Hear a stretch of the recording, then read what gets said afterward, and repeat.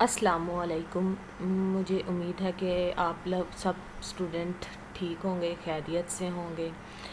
आज हम लोग लैंग्वेज टेक्नोलॉजी के जिस टॉपिक के ऊपर बात करेंगे वो है लेक्सिकल कैटेगरीज़।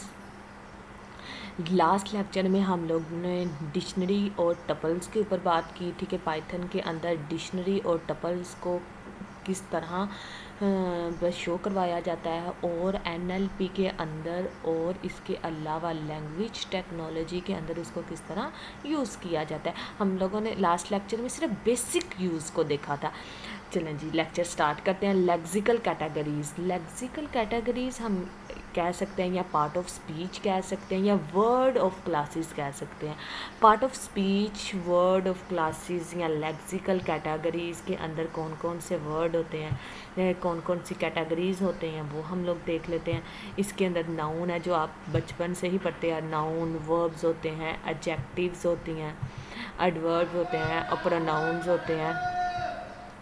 ये बेसिकली ग्रामर्स के भी आप रूल कह सकते हैं। और इसके अलावा आप किसी भी लैंग्वेज को अगर एनालिसिस करना चाह रहे हो, उसको डिस्क्रिप्शन उसकी जानना चाह रहे हो, उसको किसी एप्लीकेशन में यूज़ करना चाह रहे हो, तो आपको उस लैंग्वेज के basic part of speech, lexical categories का पता होना बहुत ज़्यादा ज़रूरी है। मतलब आपके पास किसी भी लैंग्वेज का अगर पीस ऑफ टेक्स्ट आ जाता है तो आपको उसमें से पता होना चाहिए कि नाउन कौन सा है, वर्ब कौन सा है, एडजेक्टिव कौन सा है, एडवर्ब कौन सा है। क्योंकि हम ह्यूमंस हैं, हमें सारी लैंग्वेजेस नहीं आ सकती। तो इसका मतलब है कि हमारा कंप्यूटर इतना स्मार्टली वर्क करना चाहिए कि अगर उसके पास कोई डिफरेंट किस्म की लैंग्वेजेस आ जाती हैं तो वो उसको किस तरह डील करे, उसको हम बताएं कि नाउन को तुमने किस तरह आइडेंटिफाई करना है, वर्ब को किसी भी लैंग्वेज के अंदर से आइडेंटिफाई किस तरह करना है, एडजेक्टिव को किस तरह आइडेंटिफाई करना है, तो वो आज हम लोग देखेंगे।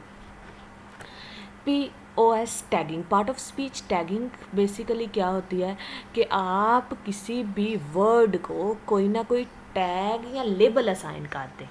किसी भी टेक्स्ट के वर्ड को, किसी भी स्ट्रिंग को आप एक लेबल असाइन कर दें कि ये कौन सा इसका लेबल है, तो वो क्या कहलाती है, पार्ट ऑफ स्पीच कहलाती है। इसके बाद आ जाता है पार्ट ऑफ स्पीच की डेफिनेशन। मैंने बता दी है कि क्या होती है। The piece of classifying word into their part of speech and labeling them according to the called part of speech। कि आप किसी पीस ऑफ टेक्स्ट के अंदर से पहले तो उसका POS लेबल फाइंड करें, उसके बाद उसको वो असाइन करने के प्रोसेस को हम लोग क्या कहते हैं, पार्ट ऑफ स्पीच टैगिंग कहते हैं। अब जी आगे चलते हैं। A collection of tags use for a particular task is known as the tag set. कि आपके पास कुछ टैग्स हैं जिनके बेसिस के ऊपर आप किसी वर्ड को वो टैग असाइन करें, तो वो वाला जिसके अंदर टैग पड़े हुए हैं उसको क्या कहते हैं, टैग सेट।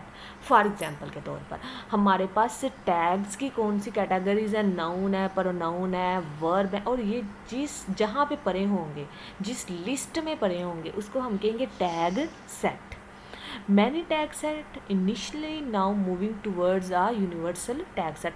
और बहुत सारे जो टैग सेट हैं वो यूनिवर्सल टैग सेट बनने की कोशिश कर रहे हैं, लेकिन इसमें मुख्तलिफ़ किस्म के ड्रॉबैक्स भी आ जाते हैं। देखिए, हर लैंग्वेज का जो है ना अपना टैग सेट होता है, हर लैंग्वेज के अपने नाउन होते हैं, फॉर्म ऑफ वर्ब्स होते हैं। लेकिन आप एक यूनिवर्सल टैग सेट अगर बनाना चाह रहे हैं तो आप इसके ऊपर काम कर सकते हैं, थीसिस आप इसके ऊपर राइट कर सकते हैं, क्योंकि टैग सेट अभी यूनिवर्सल टैग सेट जो है ना वो एग्जिस्ट नहीं करता।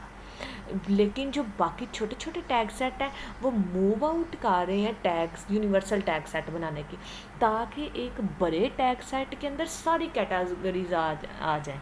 हमें सिर्फ आज तक यही पता है कि POS टैगिंग की कैटेगरीज 5 या 6 होती हैं, नाउन, प्रोनाउन, एडवर्ब, एडजेक्टिव। हमें तो इसके अलावा कभी पता ही नहीं कि कलेक्टिव नाउन है या इसके मटीरियल्स नाउन है, इसी तरह वर्ब की डिफरेंट किस्म की टाइप है।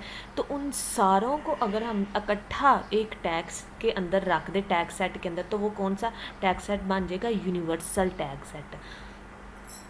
How to do POS tagging automatically. अब हम POS टैगिंग को कंप्यूटर से ऑटोमेटिकली किस तरह करवा सकते हैं। आज का जो लेक्चर बेसिकली इसी चीज़ के ऊपर है कि हम लोग किसी भी पीस ऑफ टेक्स्ट को ऑटोमेटिकली टैग कैसे प्रोवाइड करते हैं। कि मेरे पास एक पीस ऑफ टेक्स्ट है, मैं उसमें से उसको बताऊं कि नाउन कौन सा है, प्रोनाउन कौन सा है, वर्ब, और मैं ना बताऊं बल्कि कंप्यूटर बताए। यूज़ अ टैगिंग, बेसिक टैगर कि हम लोग टैगर को यूज़ किस तरह करते हैं। एक मेरे पास टैक्स है जिसको मैंने कहा वर्ड टोकनाइज कर दो। वर्ड टोकनाइज करने से मुराद ये है कि आप उसको टोकनाइज के अंदर कन्वर्ट कर दो। और ये देखें, पहले तो मैं आपको बताती हूँ कि मेरे पास पीस ऑफ टेक्स्ट क्या है। And now for something completely different, ये मेरे पास था एक पीस ऑफ टेक्स्ट, उसको वर्ड टोकनाइज्ड किया है उसने। एंड का टोकन कोई ना कोई CC टोकन असाइन कर दिया, नाउ को कोई ना कोई लेबल असाइन कर दिया, समथिंग को कोई ना कोई लेबल असाइन कर दिया, IN को जो है फार को लेबल असाइन। अभी हम देखेंगे कि RBJJNN ये किन नाउन या प्रोनाउन की प्रोनाउंसिएशंस है, मतलब कि CC किस वर्ड को रिप्रेजेंट कर रहा है। कहीं ये क्या नाम लेते हैं उसको तो नहीं रिप्रेजेंट कर रहा नाउन को। तो ये देखें, एक उसने ना मैंने नीचे बताया भी हुआ है RB का मतलब ये है कि ये वर्ब है, एडवर्ब।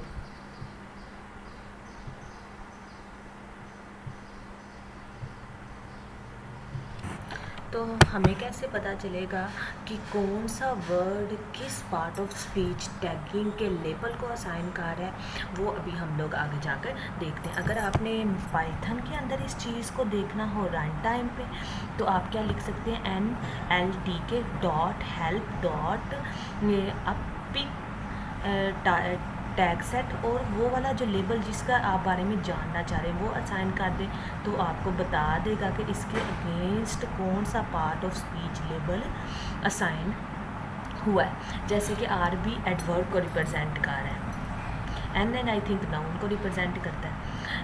आप लोग इसको देखकर कमेंट सेक्शन में ज़रूर बताएं कि किसको कौन सा टैग किसको असाइन हुआ है और क्या किस चीज़ को शो करता है। उसके बाद चलते हैं नेक्स्ट। एक मेरे पास फिर पीस ऑफ टेक्स्ट है, इसको मैंने वर्ड टोकनाइज्ड कर दिया, keep refuse to permanent as to be, ये पीस ऑफ टेक्स्ट है। अब इसकी POS जब टैगिंग की गई है तो इसने भी कोई ना कोई POS टैग असाइन कर दिया है। वर्ब को ये रिप्रेजेंट कर रहा है, टू किस चीज़ को रिप्रेजेंट, ये NNN का मतलब है नाउन को ये रिप्रेजेंट कर रहा है। डेट का मतलब होता है कि ये डिटर्मिनेंट को रिप्रेजेंट कर रहा है। ओह सॉरी, डेट ये इसने बताया हुआ है।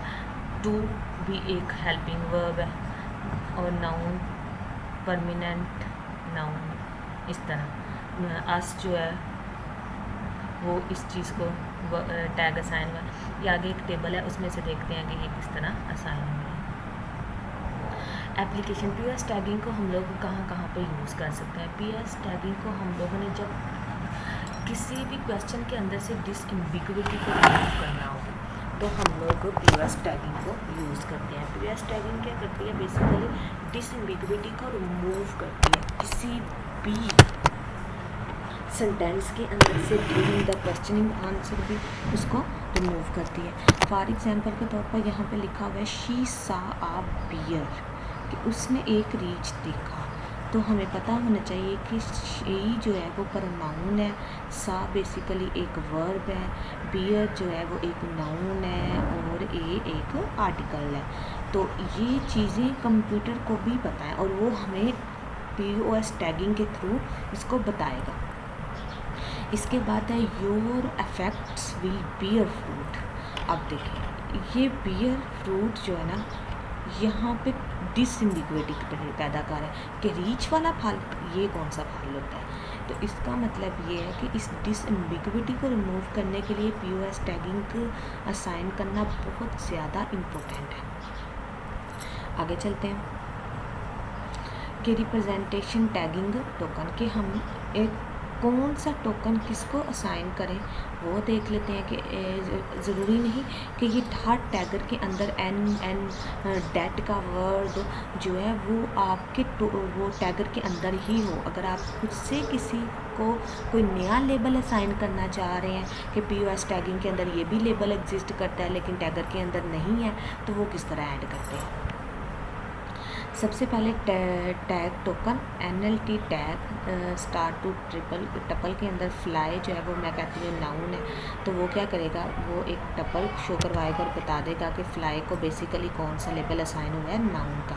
अगर मैं यहाँ पे ज़ीरो इंडेक्स की बात करूँ तो ये बता देगा कि वहाँ पे फ़्लाई पड़ा हुआ है टैगिंग टोकन के अंदर। अगर 1 की बात करूँ तो ये बता देगा कि यहाँ ये बेसिकली नाउन को रिप्रेजेंट कर रहा है। आगे चलते हैं। यहाँ पे एक एग्जांपल सेंटेंस की दी हुई है जो कि POS टैगिंग मैंने अप्लाई की हुआ है और उसका आउटपुट दिखाया हुआ है कि डी जो है वो आर्टिकल को रिप्रेजेंट कर रहा है, ग्रैंड किस चीज़ को रिप्रेजेंट, जेरी एंड नाउन को, कमेंटेड एक फॉर्म ऑफ वर्ब को बेसिकली रिप्रेजेंट कर रहा है, हेल्पिंग वर्ब आर्टिकल्स, नंबर ये नंबर नाउन को रिप्रेजेंट कर रहा है। तो ये सारे के सारे एक सेंटेंस के अंदर से उसने निकाल के दे दिए हुए हैं। POS टैगिंग करके स्प्लिट किया बेसिकली कोमा के साथ। अब एक मेरे पास ब्राउन कार्पस है। ब्राउन कार्पस बेसिकली एक, मैंने पहले भी बताया कि NLTK के अंदर बहुत सारे कार्पस एग्जिस्ट करते हैं जो कि डिफरेंट किस्म की लैंग्वेजेस के अंदर है। इंग्लिश के ऊपर काम हुआ है, चाइना के ऊपर भी काम हुआ है, जापानीज़ के अंदर और भी बहुत सारी लैंग्वेजेस हैं जो कि इसके अंदर पड़ी हुई हैं। तो वो क्या करता है कि उनमें से कोई भी एक टेक्स्ट फाइल को उठाता है और उसको उसने टैग असाइन किए हुए हैं। तो ब्राउन कार्पस के अंदर से मैंने एक टेक्स्ट को लिया और उसने क्या किया कि उसको टैग असाइन कर दिया है। एक अनकम्प्लीट सा सेंटेंस है क्योंकि इसके बाद डॉटेड लाइन का मतलब है कि ये सेंटेंस कंप्लीट नहीं है, ये सेंटेंस आगे कंटिन्यू था। आगे चलते हैं।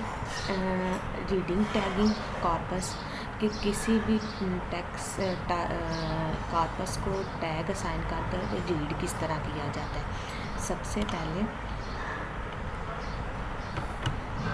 तो हम लोग क्या करते हैं, प्रिंट आउट करवा देते हैं NLT कॉर्पस के अंदर जो टैगिंग वर्ड है कि जो इस कॉर्पस के अंदर हम लोगों ने वर्ड को टैग किया हुआ है। पहले तो मुझे वो लिस्ट शो करवाओ कि उसने ये बता दिया कि नाउन को RP का टैग असाइन है, N को PRP का टैग असाइन है, लेफ़्ट को VBD का टैग असाइन है। तो अब नेक्स्ट वाले में क्या करती हूँ, नेक्स्ट वाले में फिर एक कॉर्पस लेती हूँ। अब ये कॉर्पस कौन सा था, इस कॉर्पस का नाम था NPS चैट। मैं ये भी एक तरह का कॉर्पस है जो NLTK के अंदर एग्जिस्ट करता है। कॉलम 120 ये एक न्यूज़पेपर के आर्टिकल्स का है, क्या नाम होते हैं कॉर्पस। इसके बाद है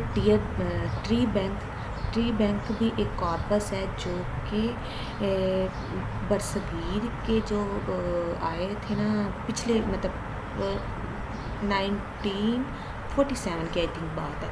तो बरसगीर में ना अमेरिका से कुछ लिंग्विस्टिक आए थे जिन्होंने इस चीज़ के ऊपर रिसर्च की थी कि बरसगीर के अंदर सब कॉन्टिनेंट के अंदर कितनी लैंग्वेजेस बोली जाती हैं, और उन लैंग्वेजेस को उन्होंने राइट किया था अपने टेक्स्ट के ऊपर और फिर बाद में उसको इस corpus as a corpus use किया जाता है थीसिस के तौर पर, और इसके ऊपर बहुत ज़्यादा काम हो रहा है।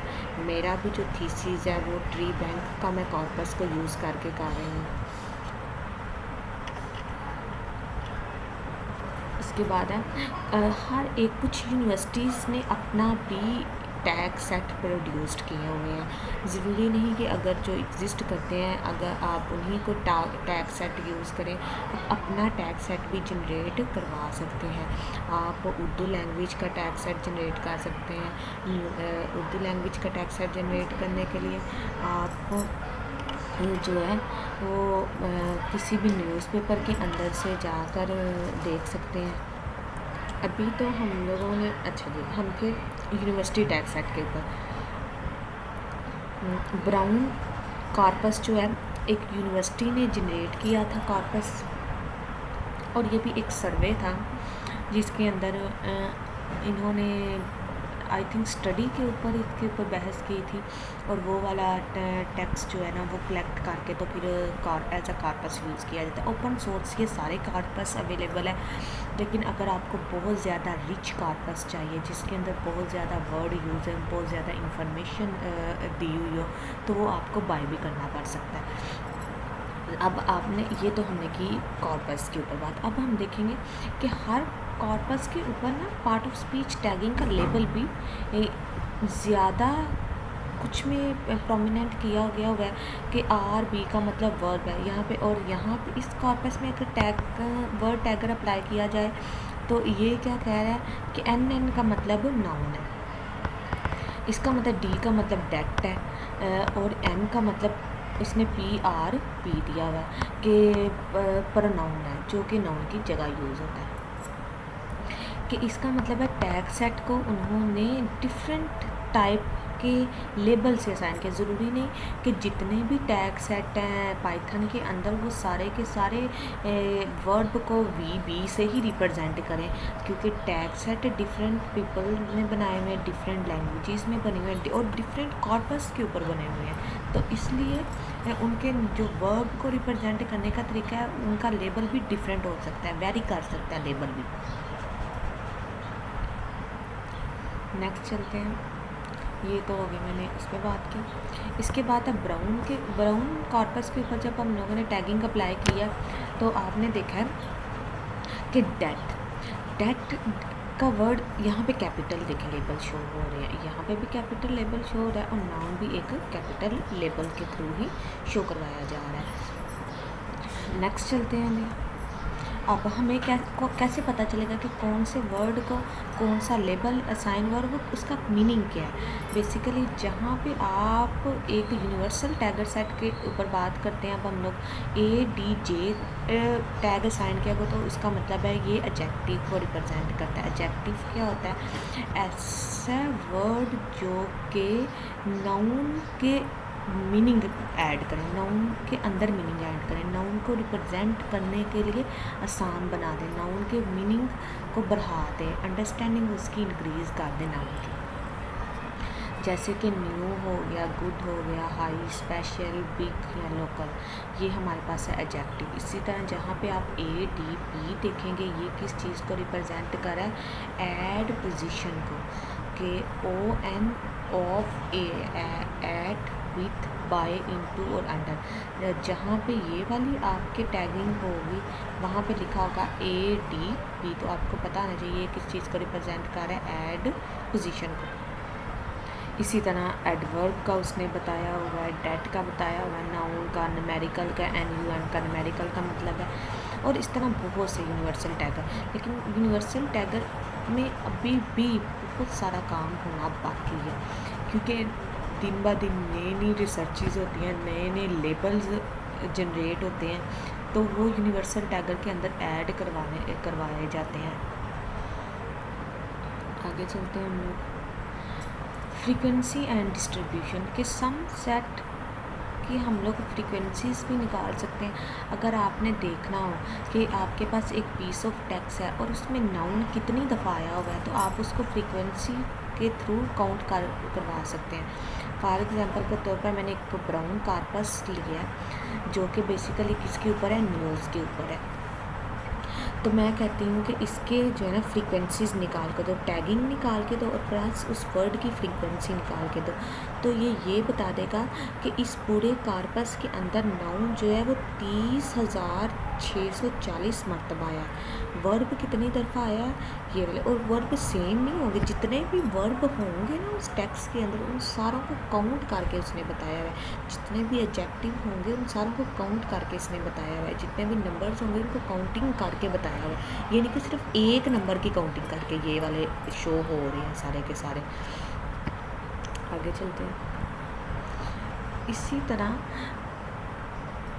आप कंडीशंस भी अप्लाई कर सकते हैं फ्रीक्वेंसी के ऊपर, फ्रीक्वेंसी डिस्ट्रीब्यूशन कि आप मुझे ये बताएं कि इसके अंदर एक वर्ड दिया है मैंने, ये देखिए यहाँ पे यील्ड। ये वर्ड एज अ नाउन कितनी दफ़ा यूज़ हुआ है? 20 मरतबा। और एज अ वर्ब कितनी दफ़ा यूज़ हुआ है? 28 मरतबा। Cut, cut as a noun 3 दफ़ा यूज़ हुआ है और एज अ वर्ब 25 मरतबा यूज़। इसका मतलब ये है कि आपके हमारे कुछ वर्ड होते हैं जो कि एज अ नाउन भी यूज़ होते हैं, एज अ वर्ब भी यूज़ होते हैं। तो अगर हमने ये जानना हो कि वो एज अ नाउन उस पीस ऑफ टेक्स्ट में कितनी दफ़ा हुए हैं काउंट, उनकी काउंटिंग, और एज अ नाउन कितनी दफ़ा वो शो हुए हैं, तो वो भी हम एक फंक्शन कॉल करवाने से, मोस्ट कॉमन का फंक्शन है कॉल करवाने से जान सकते हैं।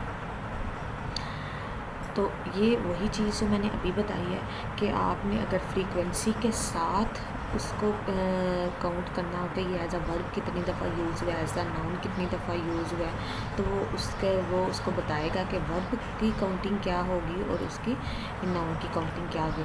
आपने ये जानने के लिए क्या करना है कि सिर्फ यहाँ पे वो वर्ड लिख देना है कि ये वाला वर्ड नाउन और वर्ब कितनी दफ़ा यूज़ हुआ है।